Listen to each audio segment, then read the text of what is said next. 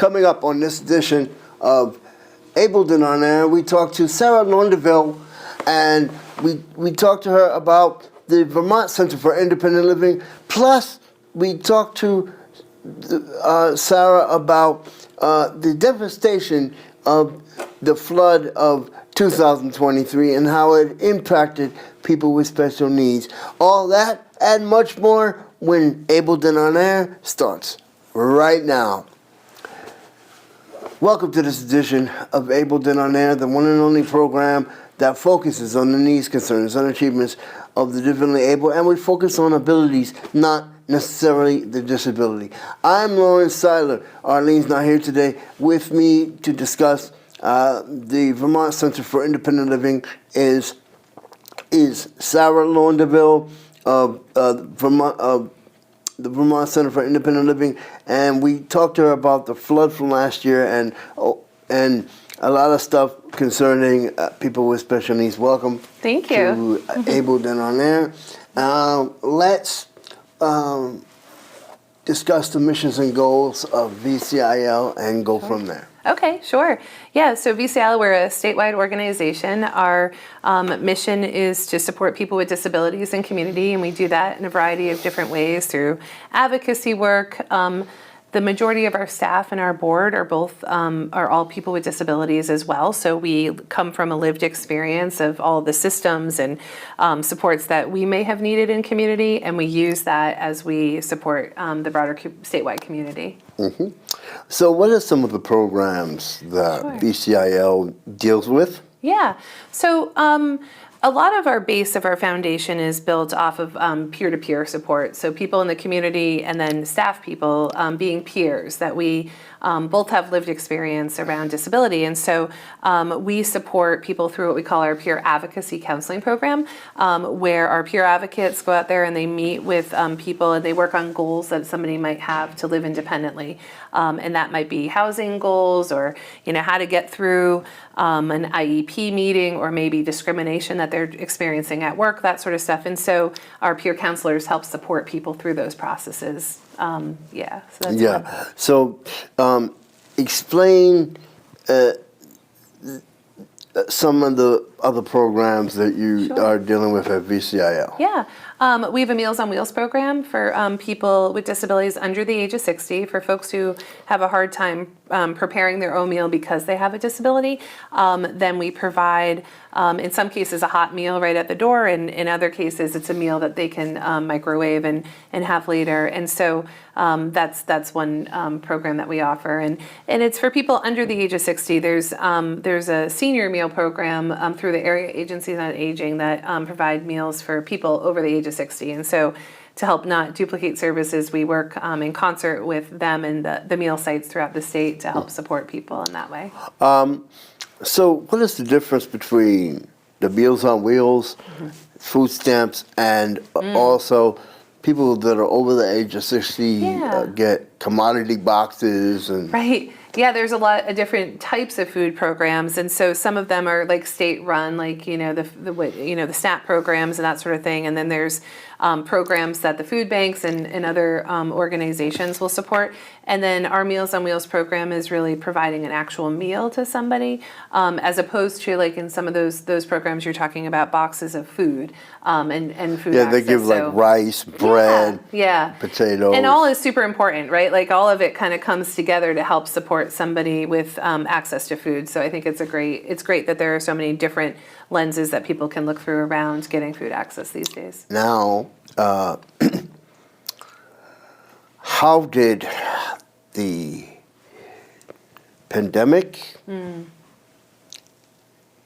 flood, and everything imaginable affect people with disabilities and VCIL? Holy smokes! Well, that's a really big question. So I'm going to start with the pandemic. I think that just the pandemic was horrible for people with disabilities. For sure, and still is. Like, I think that's the thing. We have a saying at VCIL, I'm in meetings a lot, and people will say something about when the pandemic was happening, and we talk about how it's still happening now, that the people that are in the most vulnerable situations around access to healthcare that's safe and housing that's safe don't have that anymore. So, when you think about when the pandemic hit, all of a sudden, there was lots of, there was masks on people, there was vaccine access, all that sort of stuff. And little by little, those things have moved away. So when you go to the hospital now, you can choose whether you wear a mask or not. And for somebody who has more vulnerable If you conditions. go to a nursing home and visit somebody. Yeah. Yeah. Is it mandatory there, or is it? Well, I know that in my wife's rehab, they, it's not mandatory, but they offer you a mask in case you want to. Right. And so that's a great example. You have a whole entire area where people are in more vulnerable health conditions, and anything can spread really fast through that facility. So talking about it from that lens is really important for us, because policy decisions have been made that kind of have rolled back some safety nets that we had prior. And that's true on lots of different systems, not just healthcare, but in transportation or in schools. And so I think, that's sort of the beginning. So just to kind of put that aside, when that happened, like many other organizations, we started working remotely, like the staff were working from their homes and that sort of thing. And we were able to pivot at that time. What was really good about not good, but when it hit, there was additional resources that were given to states, including independent living centers, and we were able to purchase a lot of computers and ways for people to connect from home.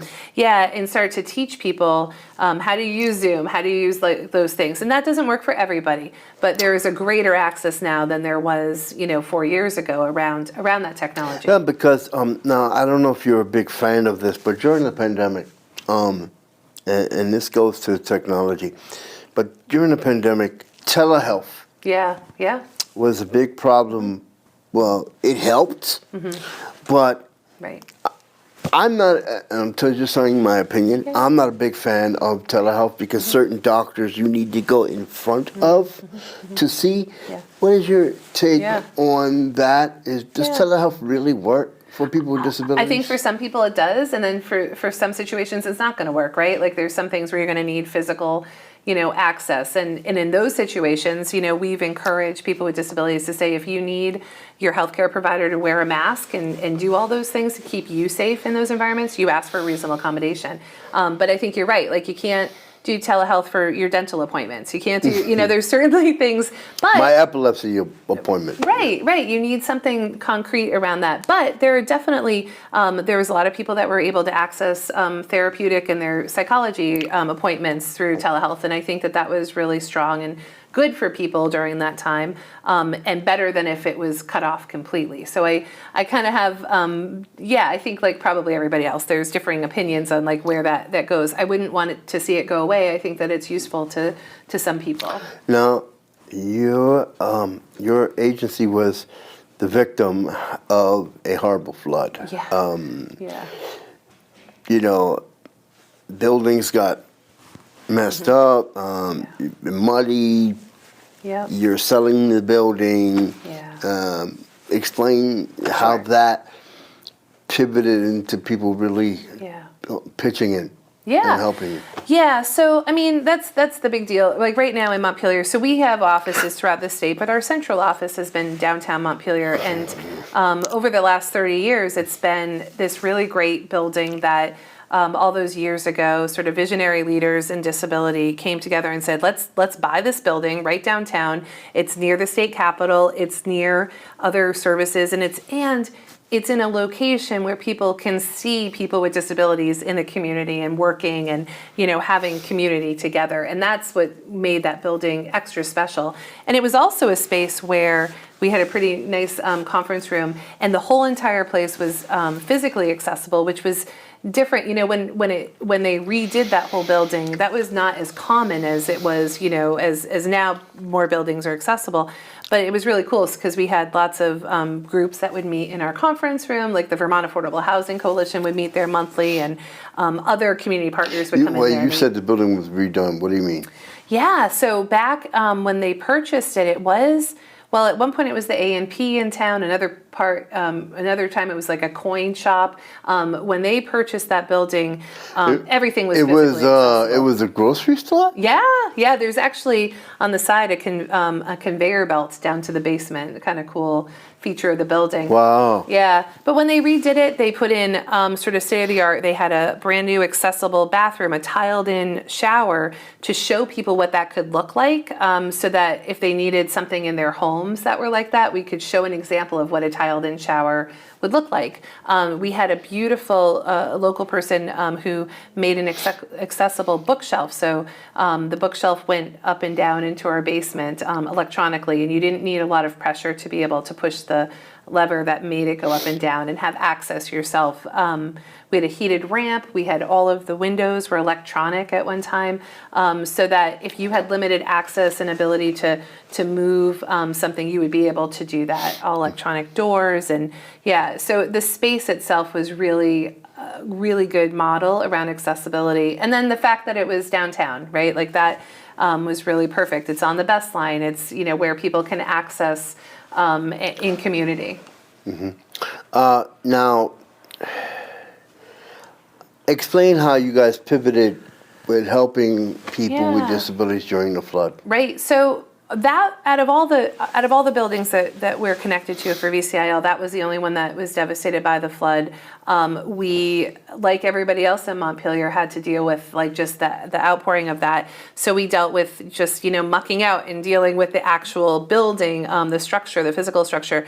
The staff at that time all went to work from home or in other remote locations. And I talk about the staff. I just have so much incredible response to how the staff responded, because not only did they go and support people in community who are also dealing with flood, how do you access medication when the streets are shut down? How do you access food? And, just helping people through that.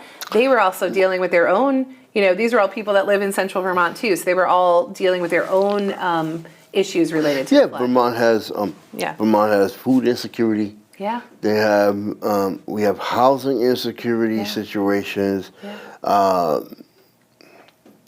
Do you think, and this goes into like ADA and how bad or how difficult Montpelier is with infrastructure. Yeah. Do you think the system should change infrastructure-wise because of the fact that we're in a flood zone and how bad how difficult, I should say, it is for people with disabilities because certain buildings are not accessible? Right, yeah.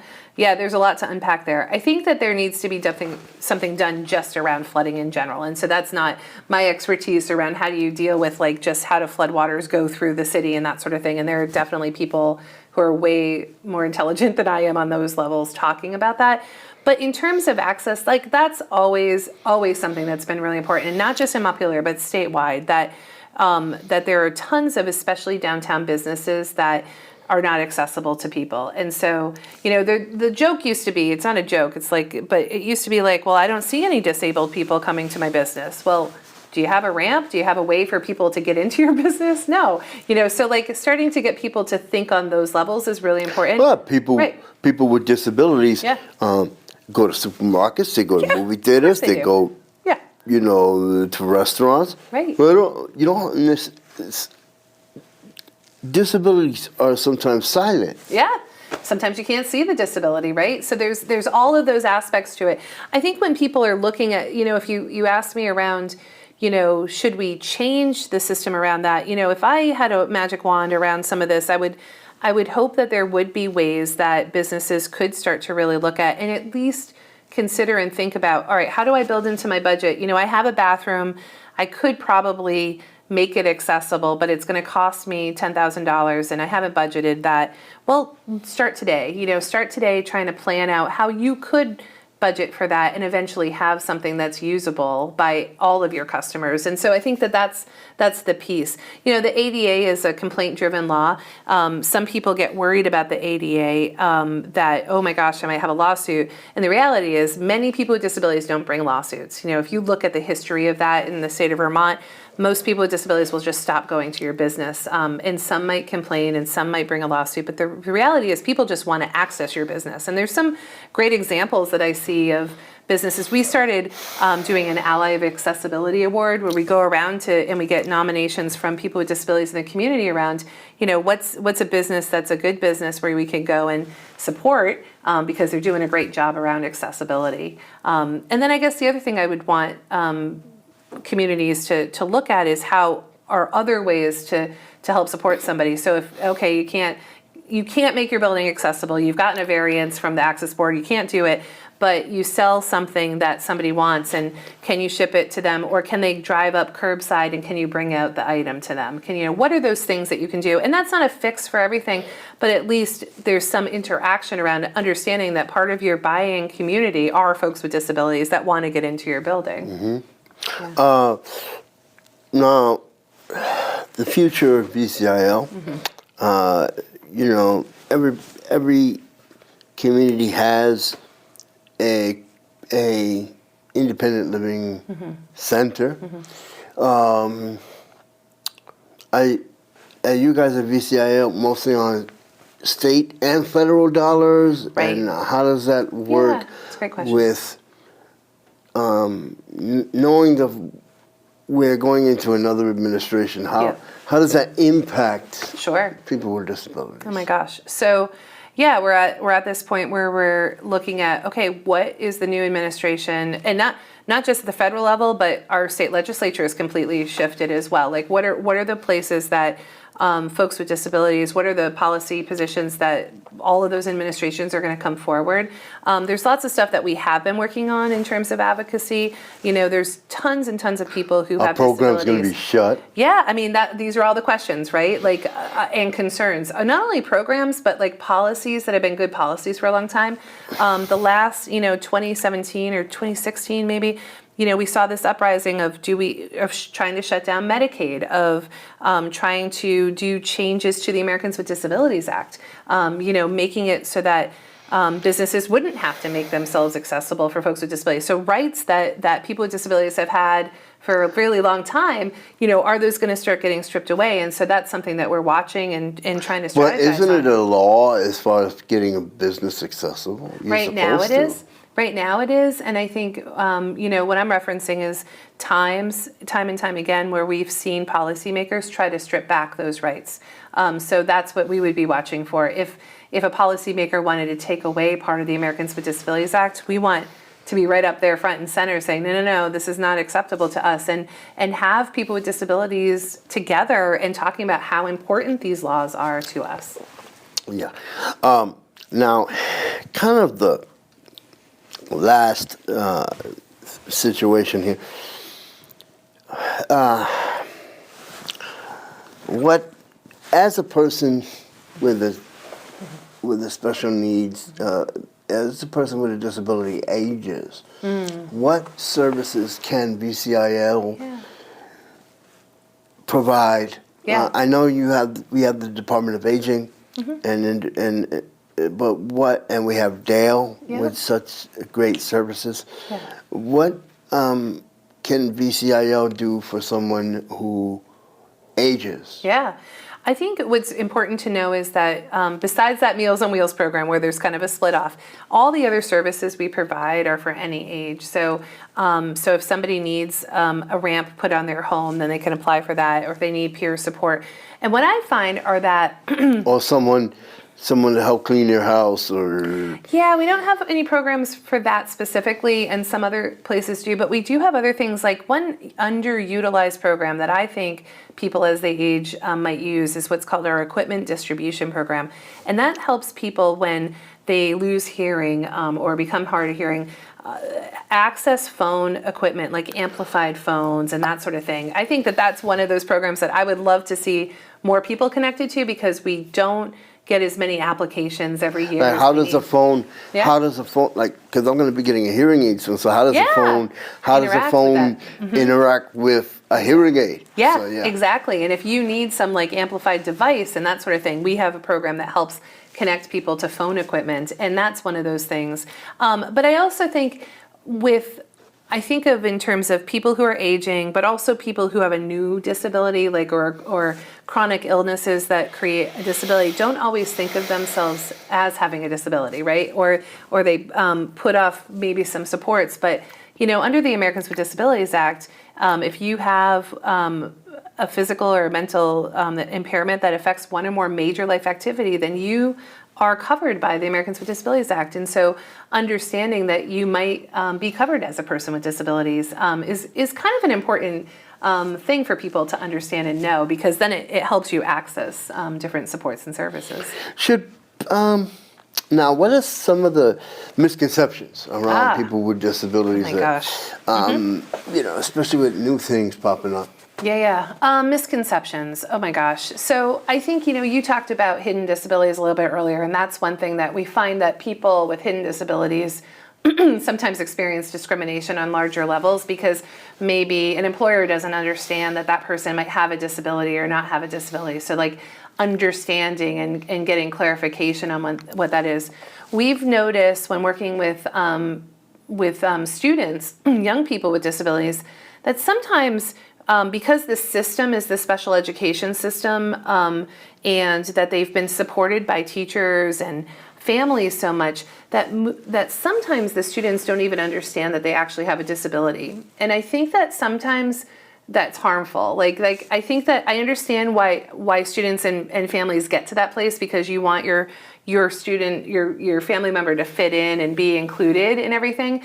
But if the student doesn't understand that they have a disability and have rights to services, then it can create hardships as they get older. So if they go off to college and the support system is not the same as when you're in high school, they might be left behind. And so we've been trying to really support students in transition to help them understand what their rights are around school and that sort of thing. I think, sort of the old stuff of, sometimes people just think you're not able to do certain things, whereas you might be able to do those things. And so having conversations directly with people with disabilities, getting to know people with disabilities, if you're part of an organization that has like a board of directors, maybe inviting somebody that has a disability to be part of your board and leadership, and getting to a place where people with disabilities are sort of just included in our everyday life, I think kind of combats some of those misconceptions around disability. Are people as scared or worried about, they're falling apart, there's no, I can't get help? What makes your agency kind of bring people back to becoming independent again, in a real concrete way? Yeah. So, our organizations really started out because there were people stuck in nursing homes that could have been and should have been living in community. And so, that started kind of part of the base of who we are as an organization, going into places like institutions and nursing homes and saying, okay, if that person had access in their home, if they had a ramp and a bathroom modification and maybe Meals on Wheels, they could live at home in community. That's like a concrete way that people can live independently. The word independently sometimes is a little bit misunderstood, because it's not about being by yourself. It's about living the way that you want to live and having your own autonomy, being able to make your own decisions, not having mom or dad make decisions for you or someone else make decisions for you. And a lot of people with disabilities who started the disability rights movement in the beginning were kids with disabilities who kind of had just bad experiences when it came to not being able to get a job, not being able to be let into school. And they said, what, enough is enough. We need to organize and come together and make it so that we get to be our own people. If we want to vote, we don't want someone else coming in the voting booth with us, type of an idea, right? Does VCIL, speaking about that, does VCIL help with accessible voting?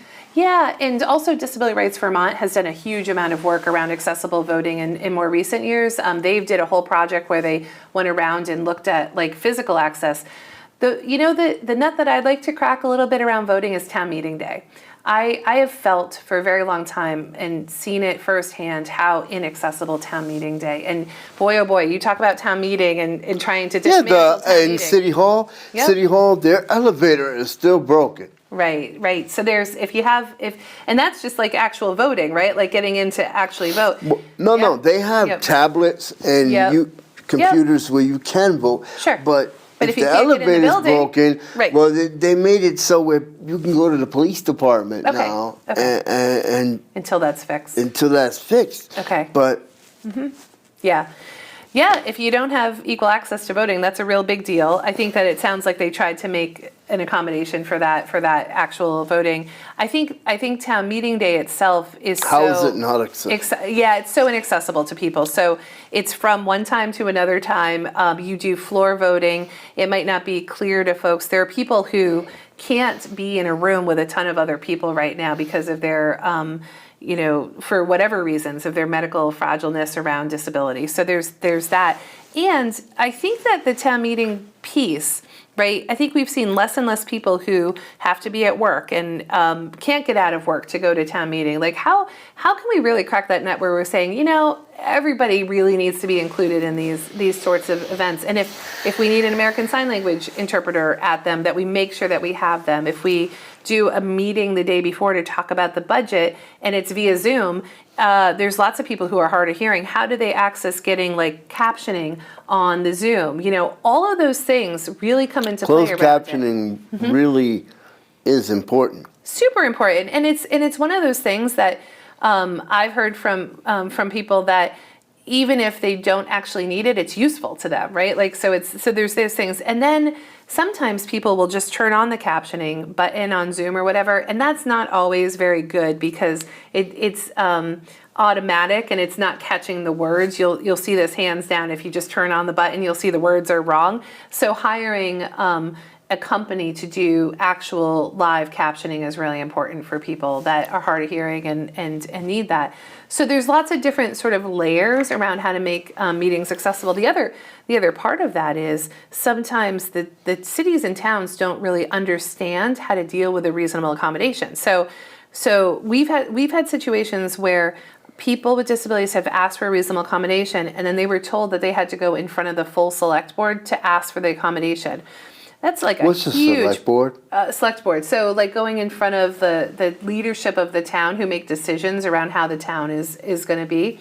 So going in front of them is a huge privacy problem, right? So it might be live, and the whole community now knows that person needs an accommodation, and then the select board is making a decision one way or the other. So I think that there's layers of how do you really get to good accessibility around some of this stuff. Mm-hmm. Yeah. Now, what are some of the, what's the future of now? We're going in this new administration, but what is really the future of services for people with disabilities? Yep. People always say, "Oh, with the Medicaid, it's being cut, it's on and on." You get thousands of letters at home, and people get nervous. And what is does VCIL offer a service to kind of explain, how to fill out forms for people that don't know how? Sometimes, through our peer counseling program. Sometimes peer counselors can help with that because they've had to experience those ridiculous amount of paperwork and that sort of thing. And I think that I can't over-explain that. When a policy that the state makes happens, and then the procedures around it include a bunch of different ways that people have to refill out forms or get notices that you're talking about. Especially in large print when they don't offer it. And that's, if you ask for an accommodation for large print and they don't provide that's illegal. It's not, the ADA calls for accommodations for things like that. And there's a lot of stories like that. It's a lot of times where people just aren't getting accommodations met. And it's a full-time job. So people with disabilities literally have full-time jobs just trying to access benefits for themselves or for their family members. Being on the phone for hours sometimes. We hear reports of people just trying to access this information. And it sounds like you know this firsthand. The food stamp office, 2 or 3 hours sometimes. Yeah, that's awful, Social Security, not enough people to staff. And it's not. And what's sad is that they're supposed to be supporting people, right? And it's actually lives are being made harder because of the way that these supports are rolled out. Limited staff, limited, and the policies that are kind of put in place that help that. So when I look at sort of the future of what, so Centers for Independent Living, we have our core work, which is some of the stuff that we've talked about, but we're also really built on what is it that the people with disabilities in the communities really are seeking or wanting. And, we are statewide, so like in different communities, it's going to look different. So in Rutland, they might have accessibility committee that goes around with the mayor and looks at, okay, here's the streets that are not working. In Montpelier, that's going to look potentially different. It might look exactly the same because I think in a lot of areas in Vermont, we end up with sort of the same types of issues overall. Now, what do you, last question, do you guys offer services to this VCIL? Let's say someone is in I think I'm saying it right, a rural part of Vermont. Yeah. Rural, they can't get a phone. They can't get tablet. They can't get Wi-Fi. They can't get. Yeah. I mean, TV is a want, not a need. But having access to, a phone. I know Governor Scott some time ago put into place getting phones to people who need them. That type of issue. Yeah. Does VCIL help with that? So on different levels, what I would always say is how, if somebody had that type of a need, to call and talk to our information referral specialist, and he can help say, okay, go check out these other programs that might be optional, and then come to us and work with a peer counselor as well. But I think you raise a good issue around digital equity. Like there are policy work. We're in the digital divide now, but there are a lot of people. For example, I have friends. This is another state. I have friends in Wisconsin that live in the mountains, and they had to go ask for a free phone. Yeah, and I think that there is work being done around broadband and around all of that sort of equity work. There's a plan that's just been created over the last year that I think will now grants. The state's applied for grant money to be able to help people access some of that. So again, I would say that it really is going to depend on the situation of whether there is access to that, but it is something that I know that people are talking about at the state level. Yeah. Well, I would like to thank you for joining me on this edition of Able Then On Air. For more information on VCIL's work, you can go to www.vcil.org, and if you wanted to call them, you can call them at 1-800-639-1522 for job opportunities. And is there another number? Nope, that's our main number. So their main number is 1-800-639-1522 for job opportunities and other opportunities at VCIL. And if you need assistance, especially with vaccination services or anything, again, www.vcil.org. That's www.vcil.org. And for more information on Able Then On Air and what you've seen on today's program and other programs on Able Then On Air, you can go to www.orcamedia.net. I'm Lawrence Seiler. See you next time.